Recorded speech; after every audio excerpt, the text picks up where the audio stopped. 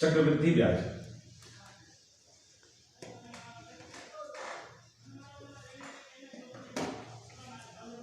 कल बहुत इंपॉर्टेंट दिन था, कल आपको आना चाहिए था। कल हम पूरा बहुत बेसिक बताया था इसमें हर चीज। इसमें ये बहुत कैलकुलेशन वाला काम होता है, आना चाहिए था कल।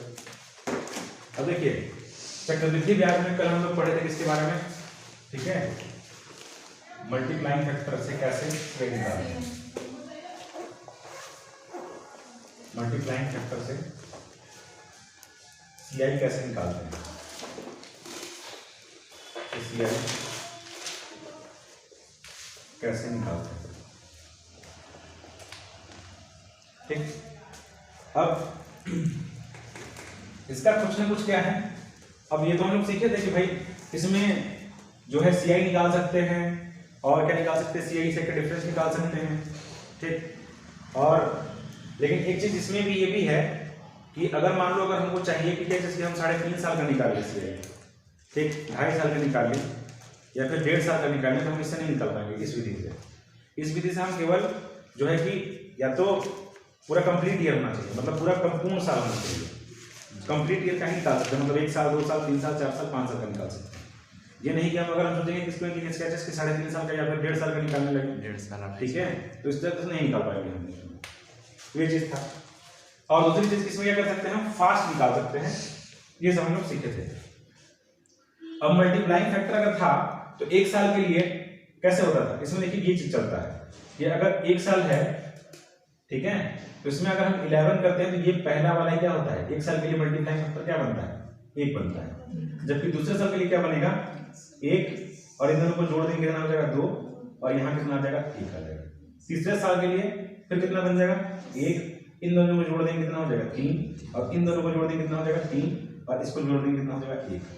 ये हो गया, इसको लिखेंगे 1। अब अगर हम इसके साल के लिए देखिए कितने साल के लिए होगा, चौथे साल के लिए क्या होगा, चौथे साल के लिए हमारे यहाँ से 1 आ जाएगा, 1 और 3 को जोड़ेंगे 4 आ जाएगा, 3 और 3 को जोड़ेंगे 6 आ जाएगा, 3 और 1 को जोड़ेंगे 4 आ जाएगा और यहाँ क्या आ जाएगा 1।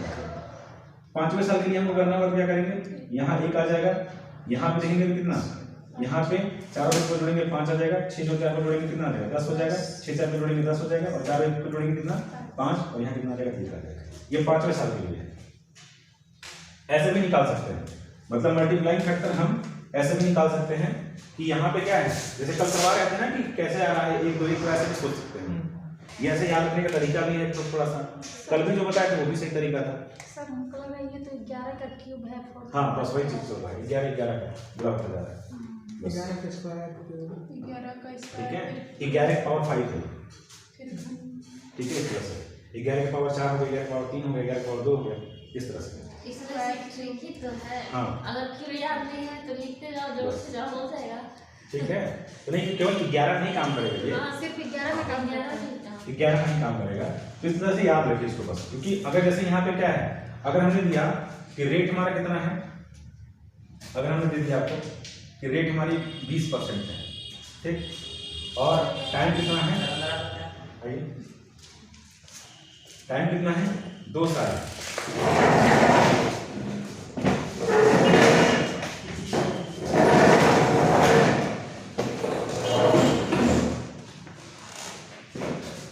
टाइम कितना है 2 साल है, ठीक है।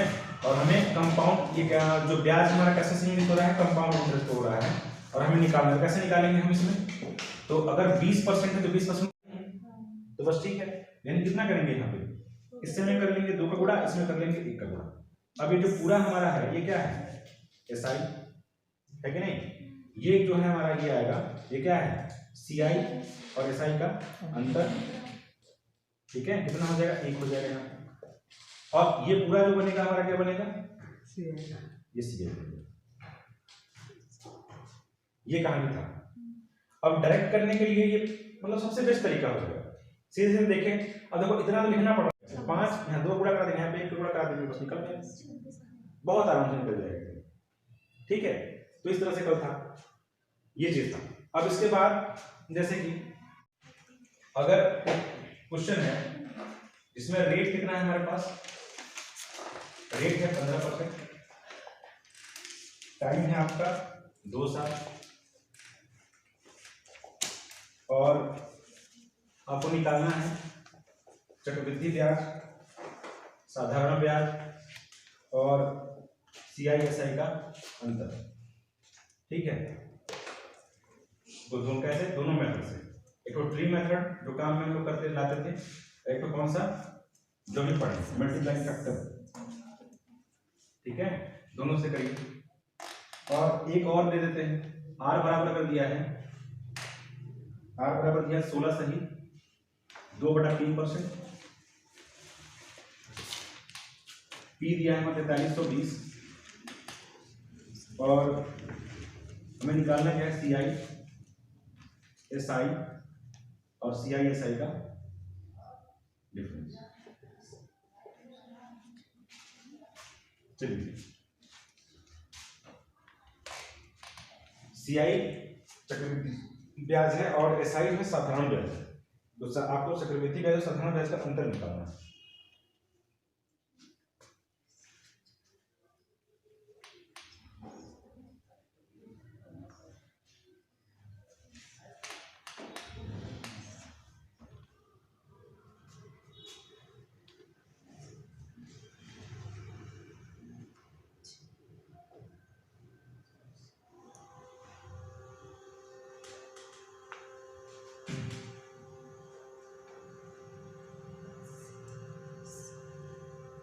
कितना हो जाएगा?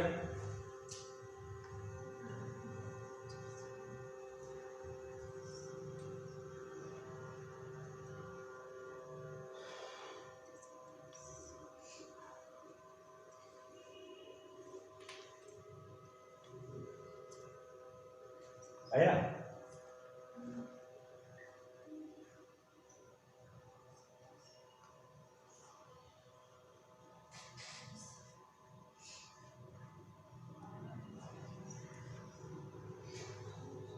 मूलधन कितना माने आपको? 400। अच्छा, इसमें मूलधन को कितना मान लेंगे? 400 मान लेंगे ना। अब देखो 400 में तो 3/20 करेंगे 400 का कितना आएगा? 20 या 60 आ जाएगा भाई। 400 का अगर हम 3/20 करेंगे तो रेट आपका तो 3/20 है ना, तो 3/20 करेंगे तो 20 बाहर में कट जाएगा। ये जो 400 है 20 का स्क्वायर होता है, तो समय 2 साल दिया है तो आपने 20 से क्या किया होगा? स्क्वायर किया होगा, तभी तो मूलधन मिला होगा, है कि नहीं? तो अभी मूलधन अगर आपका 400 कैसे आया? 20 का स्क्वायर करने पर, 20 का वर्ग करने पर 400 है। 400 क्या करेंगे आप? 3/20 निकालेंगे, कितना आ जाएगा? 60 आएगा भाई। 20 यहाँ भाई 20 से काटेंगे इसको तो 20 आएगा, 20 या 60 हो जाएगा ना। अब इसके बाद इसका कितना आएगा? यहाँ भी कितना आएगा? 60 ही आएगा। अब यहाँ क्या चलता है? ब्याज पर ब्याज भी चलता है ना, यानी कि 60 पे भी तो हमको ब्याज मिलेगा। इस 60 पे भी हमको ब्याज मिलेगा कितना? 3/20, तो 20 या 60 यानी 3 3 9। अब ये हमारा क्या है? ये हमारा साधारण ब्याज हो गया SI, और ये पूरा का पूरा क्या है हमारे पास? CI है, और ये जो 9 है क्या है? CISI का अंतर है। ये हमेशा से करते आ रहे। यहाँ देखो क्या है, हम यही केवल डिफरेंस निकाल रहे हैं कि करेंगे कैसे जल्दी और कौन सा मेथड हम आसानी से लगाएं, तक मतलब लगाएं ताकि हमारा क्वेश्चन आसानी से हो जाए। यही चीज चेक करना है केवल। तो ये क्या है हमारा? पहली बात तो यहाँ पे मल्टीप्लाई फैक्टर अगर लगाना है, सबसे पहले क्या करेंगे? 400 कितना निकालेंगे? 3/20 कितना आ जाएगा? 60 है उसका 20 है। हाँ, 4 फिर गुणा करेंगे 60 हो जाएगा। तो 20 से काटेंगे कितने बार में? 20 आएगा, यानी 60 आ जाएगा। 60 का फिर करेंगे कितना? 3/20 कितना आएगा? 12 आएगा। 20 के साथ 9 आएगा। और यहाँ क्या करेंगे? यहाँ क्या करेंगे? अब मल्टीप्लाइंग फैक्टर लगाना है 2 साल के लिए, तो क्या होगा? 1 2 1 यानी 2 1 लगाएंगे, 2 ही होगा ना, यानी 2 से गुणा यहाँ, 1 से गुणा यहाँ। तो क्या आया हमारे पास? ये जो है हमारा 120 क्या है हमारे पास? CI है। और यहाँ भी देखेंगे तो 120 ही तो क्या था? 120 हमारा SI था। SI होगा 120। हाँ, 120 SI हो जाएगा। पूरा अगर जोड़ दें तो ये क्या हो जाएगा? 129 CI। हाँ, 129 हो जाएगा ना, क्योंकि 60 गुना 120 और 9 कितना हो जाएगा? 129 हो जाएगा। और उसके बाद CISI का डिफरेंस कितना आ जाएगा? ठीक है, तो 9 आएगा आपका। ये पूरा का पूरा ये CI है, ये आपका CISI का डिफरेंस है, और ये पूरा क्या है? SI है। बस यही था, यानी कितना आएगा यहाँ पे? 9 आ जाएगा। वही चीज यहाँ पे से भी मिला है, वही चीज यहाँ से भी। अब ये करना है हमको कैसे निकालेंगे, ठीक है। टाइम कितना दे दिया इसमें, टाइम दे दिया 3 साल, देख कैसे निकलेगा। तो टाइम दे दिया, यानी कितना होता है 1/6, 16 से 2/3 का मतलब कितना 1/6। अब 1/6 है तो 6 क्या करेंगे हम, क्या करेंगे पावर 3 करेंगे ना, क्योंकि हमको मूलधन चाहिए। तो मूलधन चाहिए तो रेट है, तो मूलधन कितना हो जाएगा 216 आएगा ना। 216 क्या करेंगे हम, 216 का 1/6 करेंगे, कितना आएगा 36। और 36 का फिर क्या करेंगे 1/6 करेंगे, कितना आएगा 6 आएगा। 6 का फिर 1/6 करेंगे, कितना आएगा 6 आएगा। अगर हम चाहें इसको डायरेक्टली नहीं कर सकते क्या, क्योंकि प्रिंसिपल हमको दिया हुआ है कि नहीं। डायरेक्टली मल्टीप्लाइंग फैक्टर लगाते हैं, 4320 दिया है ना, 4320 का क्या करेंगे, सीधे 1/6 लगा देते हैं, कितना आएगा देखिएगा। भाई सीधे तो निकाल सकते हैं, यहाँ प्रिंसिपल दिया हुआ है मूलधन को, मूलधन पहले दिया है, 1/6 करिए कितना आएगा, तो 642 6 दूनी 12 720 आएगा। 6 7 42 6 दूनी 12। अब उसके बाद 720 का फिर से क्या कर देंगे 1/6 कर देंगे, कितना आएगा, ठीक है। तो 120 आ जाएगा, आएगा। अब फिर 120 का क्या कर देंगे 1/6 कर देंगे, क्योंकि 3 साल के लिए बोला है ना। कितना आएगा यहाँ पे 6 दूनी 12 20 आ जाएगा, ठीक है। अब यहाँ पे क्या है मल्टीप्लाइंग फैक्टर लगा दीजिए, 3 साल का है ना, 3 साल के लिए क्या होता है 3 3 1, ठीक है। और 4 साल के लिए 4 6 4 1 हो गया 4 साल के लिए।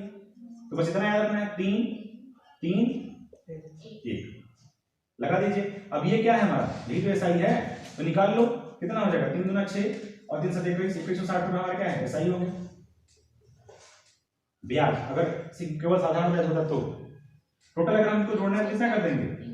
अब ये सीआईएसआई का डिफरेंस है ना 120 और 20 कितना हो जाएगा 112 में 36 360 और कितना हो जाएगा ये 20, यानी कि 380 रुपए जो है ये क्या है सीआईएसआई का डिफरेंस हो जाएगा। नहीं होगा, यही तो डिफरेंस होता है, यही तो डिफरेंस है, यही तो है ना। और टोटल हम जोड़ देंगे तो हमारे पास क्या आ जाएगा, तो 360 जोड़ दीजिए इसमें किसमें इसमें 380 को, तो 0 6 6 12 तो 14 बचेगा 1 और 3 4 और 1 5 और 2 2540 ये हो जाएगा पूरा निकल गया। अब इसमें मैंने तीनों चीजें निकाली है। यहाँ को एक ही चीज पूछेगा आपसे एग्जाम में, परीक्षा में कोई एक ही चीज पूछेगा ना कि आपसे या तो ये पूछ लेगा या तो फिर ये पूछ लेगा या तो फिर ये पूछ लेगा। तो ये निकालना कितना आसान हो जाएगा यहाँ से। अगर हमने पूरा निकाल लिया तो केवल हमसे पूछा क्या चीज की बताओ कंपाउंड इसके अंतर कितना 120 या 360 गुणे में अरे प्लस में 20 380 खत्म बात। इतना ही तो करना था, केवल 1/6 कर देना है बस हो गया काम। और जो पेपर बना रहा है उसके दिमाग में कहीं ना कहीं ये सब चल रहा है क्या जिसकी क्या करना है हमको इसी तरह से रखना है ताकि ये 6 से कटे कहीं ना कहीं।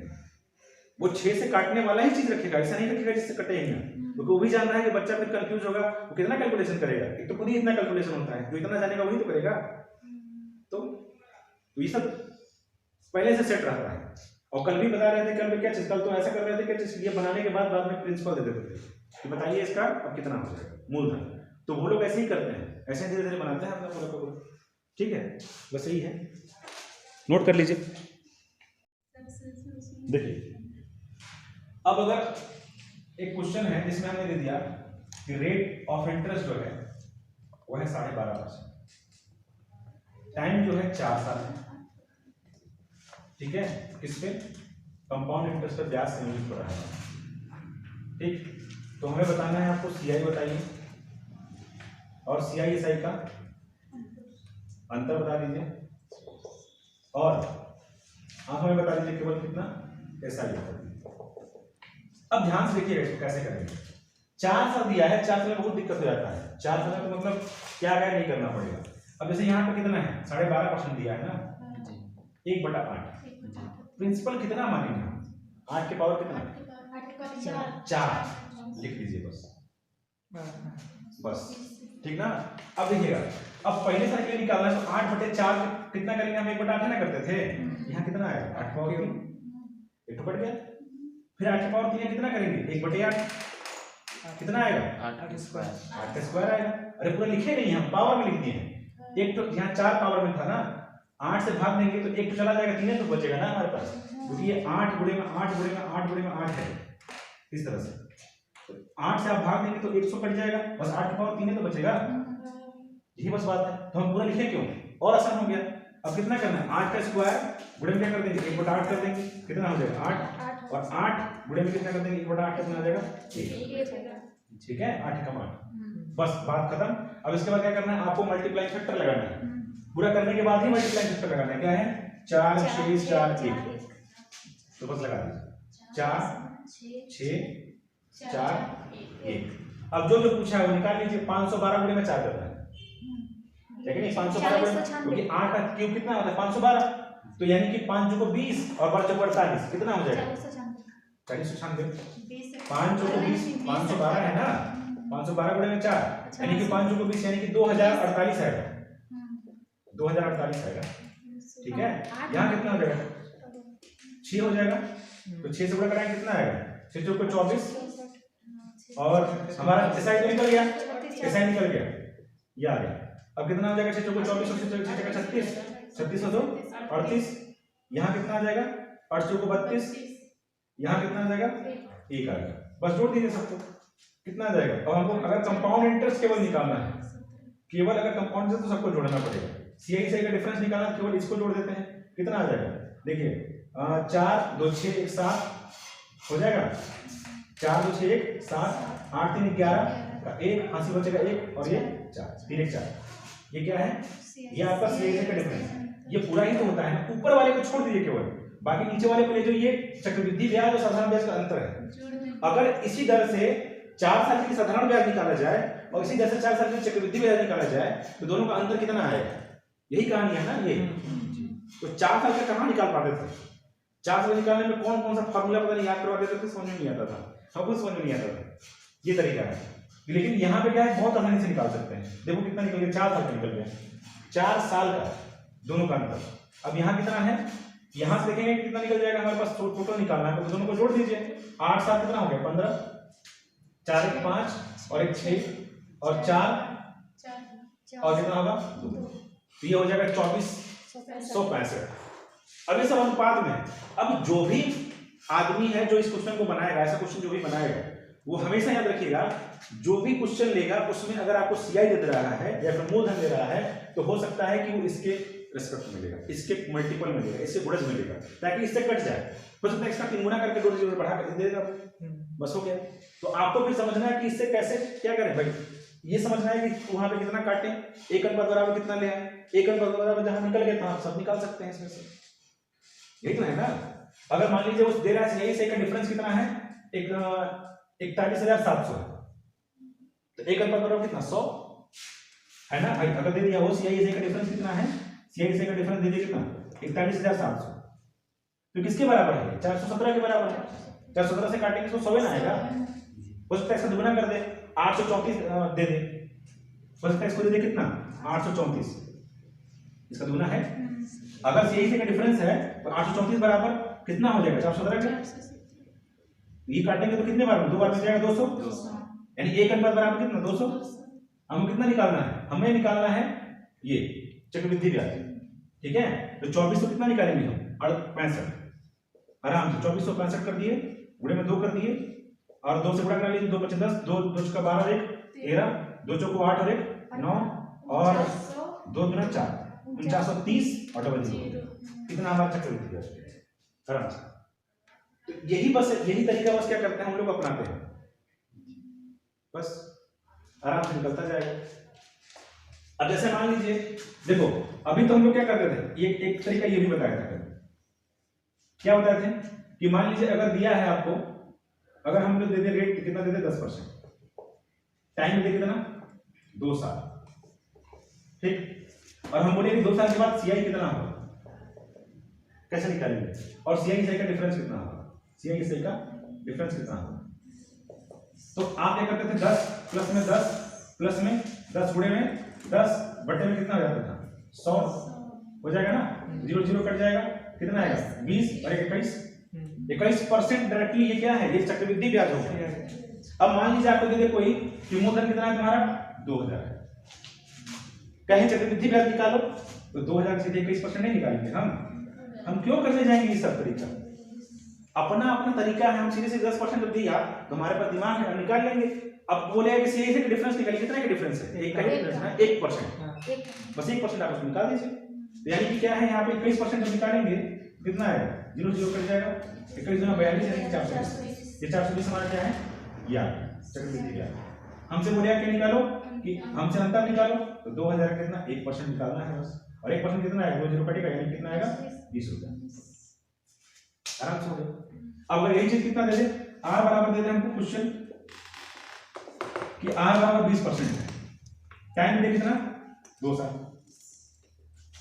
ठीक है, परसेंटेज में मिलने से भी क्या होगा कि हमने तुरंत ही निकाल लिए, एकदम आराम से बहुत निकाल लिए। अब मान लीजिए 5, ये दीजिए 20%, अब 20% है तो 20 20 40 और 44% निकालना है। ये दिमाग से अपने से हो रहा है कि 20 गुणे में 20 करेंगे और बटे में 100 करेंगे तो 2 0 कट जाएगा, 2 दूना 4 हो जाएगा, और 40 में क्या कर लेंगे? 4 जोड़ देंगे तो हमारा क्या हो जाएगा?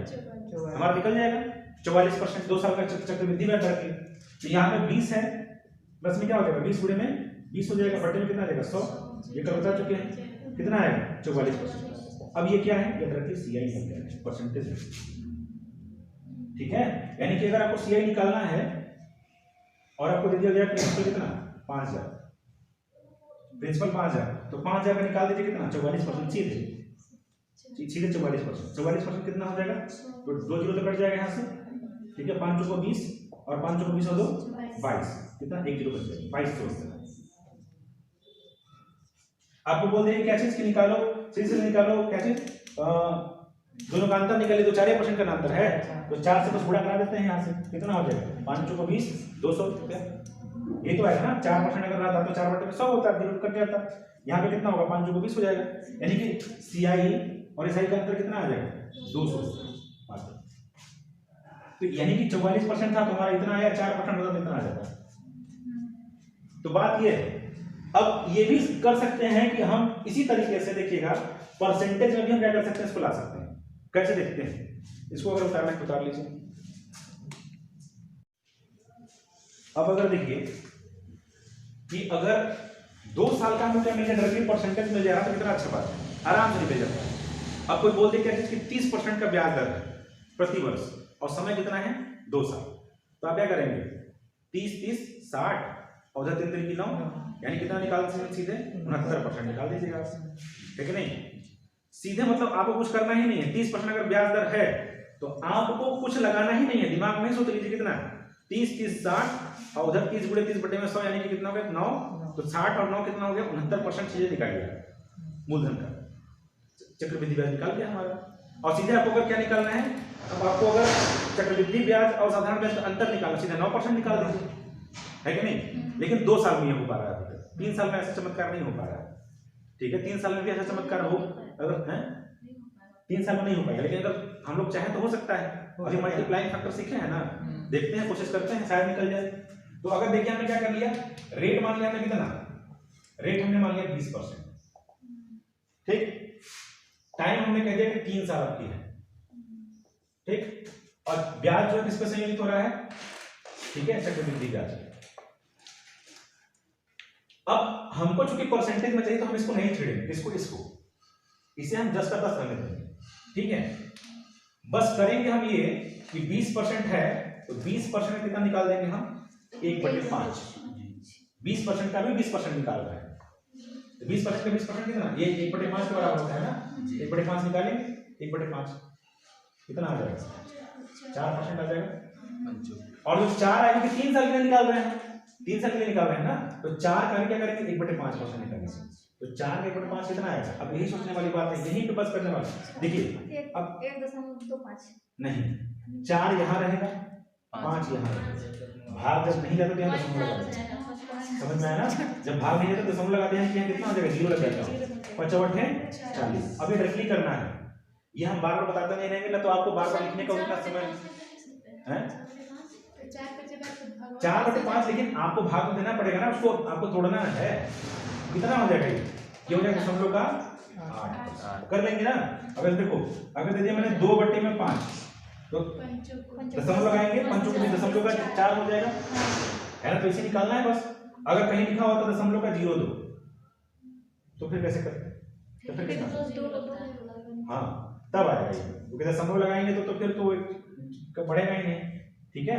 तो 1 जीरो हमको और लगाना पड़ जाएगा। तो ये कहानी है, तो दशमलव में यही होता है, ठीक है। अब यहाँ क्या होगा, मल्टीप्लाइंग फैक्टर यहाँ पे जिंदाबाद हमारा है, हमारा कितना 3 साल है, तो यहाँ क्या करेंगे 3 3 एक गुणा कराएंगे, तो यहाँ 3 करा दीजिए, यहाँ 3 करा दीजिए और यहाँ पे 1 करा दीजिए। ऊपर वाले में भी कराएंगे, यहाँ कितना आएगा 60%, यहाँ कितना आएगा 12%, यहाँ कितना आएगा दशमलव का 8%। टोटल जोड़िए तो कितना आएगा 12 और 60 कितना होता है 72.8%। ये डायरेक्टली 3 साल का हमको परसेंटेज मिल गया। ये 3 साल का डायरेक्टली परसेंटेज, मतलब जैसे यहाँ पे क्या करना था आपको, आगे कर रहे थे 3 साल का 2 साल का निकाल रहे थे डायरेक्टली परसेंटेज में, ये 3 साल का हमको डायरेक्टली परसेंटेज में मिला है। मतलब 72.8% अगर हम निकाल दें तो 3 साल का साधारण ब्याज हमको ऐसे निकल जाएगा, चक्रवृद्धि ब्याज, साधारण ब्याज में चक्रवृद्धि ब्याज। समझ में आ रहा है? नहीं समझ में? 20% अगर था, 20% ने क्या किया, हम ऐसे छोड़ देंगे, पहले मल्टीप्लाइंग फैक्टर आपको बाद में लगाना है, पहले 20% था 20% को छोड़ दीजिए, 20% क्या निकालेंगे हम 1/5, उसका ही 20% निकालेंगे, कितना है 4 का कितना निकालेंगे 1/5 कितना है 0.8। अब क्या करना है आपको, मल्टीप्लाई फैक्टर 3 3 1 3 साल के लिए होता है, तो 3 3 एक गुणा करा लीजिए, यहाँ से कितना जाएगा 20 3 60, 4 3 12 और 8 एकम 8 हो जाएगा। टोटल जोड़ेंगे कितना आएगा 72.8। ये क्या है, ये 3 साल का, ये 3 साल का चक्रवृद्धि ब्याज है, ठीक है, और प्रतिशत दुनिया, ये बहुत बड़ी बात है कि प्रतिशत में आपको डायरेक्टली मिल गया। अब चक्रवृद्धि साधारण ब्याज होता, सोचिए कैसे करते थे हम लोग, अगर 20% है तो पहले साल का 20%, दूसरे साल का 20%, तीसरे साल का 20%, यानी 3 साल का 60%, 60% हो गया, 60% डायरेक्टली निकाल देते थे, लेकिन यहाँ निकालने में दिक्कत होता था, लो निकल गया आप इजी, ठीक है। अब देखिएगा, अगर इसी चीज को यहां पे हम ऐसे बोले कि रेट हमारा कितना है, रेट हमारा है 12%, ठीक, टाइम कितना है हमारे पास 3 साल, और चक्रवृद्धि ब्याज पे संयोजित हो रहा है ब्याज। तो हमें क्या करना है, आपको प्रतिशत में यही बताना है कंपाउंड इंटरेस्ट कितना हो, कैसे निकालेंगे। 12% तो पहले छुएंगे नहीं, ऐसे छोड़ देंगे, 12% को हम क्या करेंगे, ऐसे छोड़ देंगे, 12% जैसा है तो वैसा का वैसा छोड़ दीजिए, ठीक है। अब 12% का 12% निकालना पड़ेगा, तो 12% का 12% कैसे निकालेंगे, ऐसे निकालेंगे 12% कर देंगे, है ना, 12% का 12% इस तरह से होगा हमारे पास। अब फिर कितना आएगा यहाँ पे, तो देखते हैं, तो 12 12 हम 144 स्क्वायर कम आया, 12 12 हम 144 होता है, 144 को 100 से भाग दीजिए, कितना आएगा 1.4, ठीक। अब 3 साल का निकालना है, 1.44 का कितना निकालेंगे 1.44 का, ठीक है, 12/100 कितना आ जाएगा, 12 क्यूब कितना होता है 1728, क्यूब कम आया, यहाँ की क्योंकि ये 12 का स्क्वायर है 1728 हो जाएगा, नहीं हो जाएगा ना, अरे ये 12 क्यूब था और फिर 12 गुणा करा दिया 1728 हो गया। अब इसके बाद क्या करना है आपको, यहाँ पे 100 से गुणा करेंगे, दशमलव कहाँ लगेगा, यहाँ पे नहीं रहेगा, 4 स्थान पे लगेगा। देखिए 2 स्थान पे पहले था, और हम 100 से जब भाग देंगे तो 2 स्थान पे और दशमलव रहेगा, यानी कितने स्थान पे हो जाएगा टोटल 4 स्थान पे, तो 4 स्थान पे लग जाएगा, ठीक है। अब क्या है यहाँ पे 3 3 1 निकालिए, कितना हो जाएगा 36 हो जाएगा यहाँ पे, और ये हो जाएगा हमारा 3 चौको कितना हो जाएगा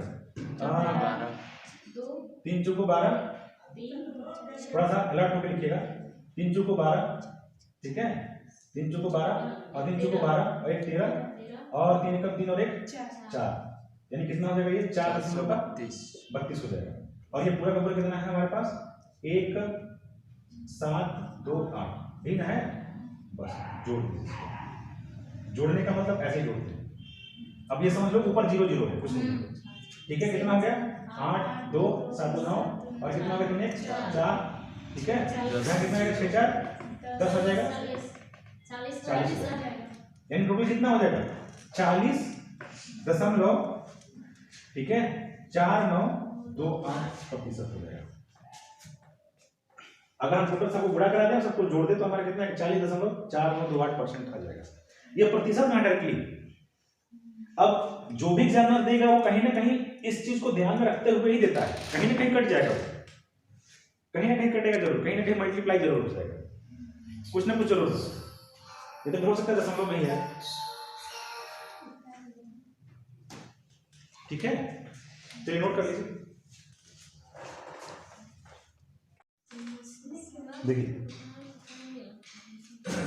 रेट ले लीजिए 10%, टाइम दे दिया 3 साल,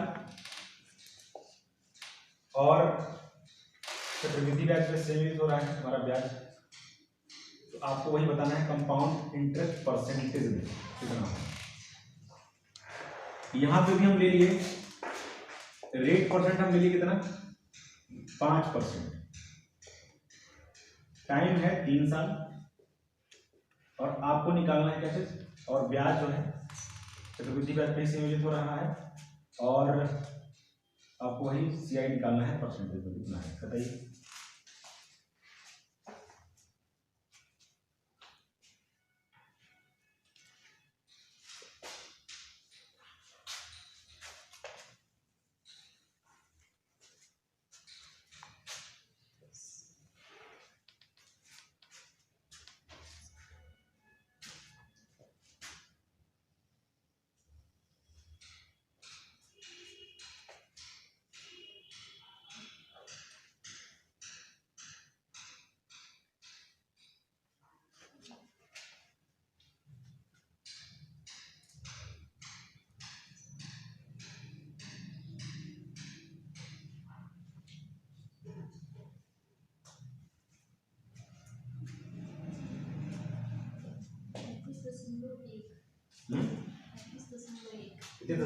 हाँ, ये तो कल बता भी दिए थे 3 साल का, ठीक है 3 साल में कितना हो जाएगा, लेकिन कैसे देखिए, अब 10% है ना, 10% का खर्च क्या करेंगे, 10% निकाल देंगे, कितना आ जाएगा 10% का मतलब 10 बटे में 100, कितना आएगा ये, तो 1 आएगा, आएगा ना। अब 1 का 10% निकाल दो, ठीक है, तो एक का 10% निकालेंगे कितना आएगा, ठीक है 0.1 आएगा, तो ये कट जाएगा ना ये इससे, 1 बटे में 10 यानी 0.1 आ जाएगा। अब यहाँ क्या करेंगे, 3 1 से मल्टीप्लाई कराएंगे, यहाँ कितना आएगा 30%, यहाँ कितना आएगा 3%, और यहाँ कितना आएगा 0.1%, सबको जोड़ देंगे कितने दशमलव, ठीक है 1% आ जाएगा, ये 3 साल का ब्याज। अब अगर हमको मूलधन दे दिया कितना 5000, ठीक है, या फिर मान लो दे दिया जाए 5000 दे दिया जाए, चलिए 5000 दे दिया जाए, हमसे पूछा जाए कि बताइए कि क्या चीज की चक्रवृद्धि ब्याज कितना होगा 3 साल के बाद 10% की वजह से, इसी से क्या करेंगे 5000 का कितना निकाल देंगे, 33.1% निकालेंगे, तो 33.1% निकालोगे क्या हो जाएगा 0 कट जाएगा, और ये देखिए यह तो क्या होगा, यहाँ पे 1 0 से जब मल्टीप्लाई कराएंगे हम इसमें 2 0 से नीचे कट गया ना, अब ये 1 0 जो है गुणा जब करेगा तो दशमलव हटेगा, 1 0 जब गुणा करेगा दशमलव हटेगा नहीं हटेगा, हाँ हट जाएगा, यहाँ पे ये भी कट गया हमारा, क्योंकि 1 0 से हम दशमलव हटा दिए, ठीक है। अब 5 गुणा कर देंगे, 5 दिया 15 और 5 दिया 15 16 से 25, ये हमारा ब्याज है कि नहीं।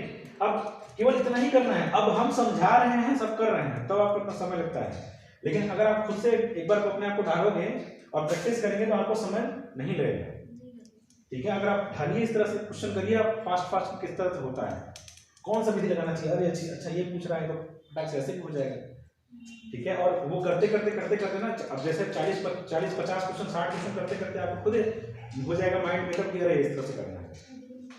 अब यहाँ पे क्या है 5% है ना, 5% है तो 5% कितना निकालना पड़ेगा, 5% 25 बटे में 100 यानी 0.25 आएगा ना, आएगा भाई 50 25 1 बटे 5 कहाँ 5% निकालना है, अच्छा 1 बटे हम वो भी सही है, बात बराबर है, आप चाहे इधर से करें बात बराबर है, ठीक है, जैसा सुविधा मिलता है वैसा कर देते हैं, ठीक है यही चीज है। अब यहाँ पे क्या है दशमलव का 2 5 का कितना निकाल देना है 5 बटे 25 गुणे 5 625 है कि नहीं? 25 गुणे 5 कितना होता है? 625 होता है ना? 625। दशमलव कितने स्थान पे लगेगा? 2 स्थान यहाँ, 2 स्थान यहाँ, 4 स्थान। 25 गुणे 5 625 होगा। 25 हम कितना 125 होगा। सॉरी क्यूब होता है वो तो क्यूब 10 हो जाएगा। ठीक है क्यूब जो 5 की पावर 4 है 625 25 हम होगा। ठीक है चलिए गलती हो जाता है। अब कितना है यहाँ पे? 2 स्थान पे यहाँ है, 2 स्थान पे यहाँ है, कितना हो जाएगा? 4 स्थान पे लगेगा। कितना आ जाएगा? 4 स्थान पे जीरो लगा दिया। ठीक है अब यहाँ दशमलव लगा देंगे। हो गया 4 स्थान पे हमारा हो गया ये काम करना। अब क्या करेंगे यहाँ पे? 3 3 1 तो कितना आएगा? 15%। 75 दशमलव का 7.5%। और यहाँ कितना आ जाएगा? दशमलव का 0 1 2 5%। ठीक है अब देखिए जोड़ना है, बहुत वाइजली जोड़ेंगे इसको। 15% तो पूरा का पूरा आ जाएगा। फिर देखिए ये 2 स्थान पे है ना, तो 2 स्थान वाला तो ऐसे ही ऐसे लिख देंगे, 25 ऐसे लिख देंगे और बाकी इन दोनों को जोड़ेंगे। 5 में जोड़ेगा 6 आएगा। ठीक है और कितना आएगा इधर? 7 आ जाएगा, यानी कितना आएगा? समझ में आया? देखिए यहाँ पे क्या है ना कि आप अब इतना निकालने के बाद आप ये सोच सकते हैं कि एसएससी कितना हमारा बन सकता है कि नहीं? भाई ये क्या है? ये जो है हमारा ये कंपाउंड इंटरेस्ट ही तो है, नहीं है? कंपाउंड इंटरेस्ट है, बस निकल गए। चलिए अब इसके आगे की बात कल करेंगे।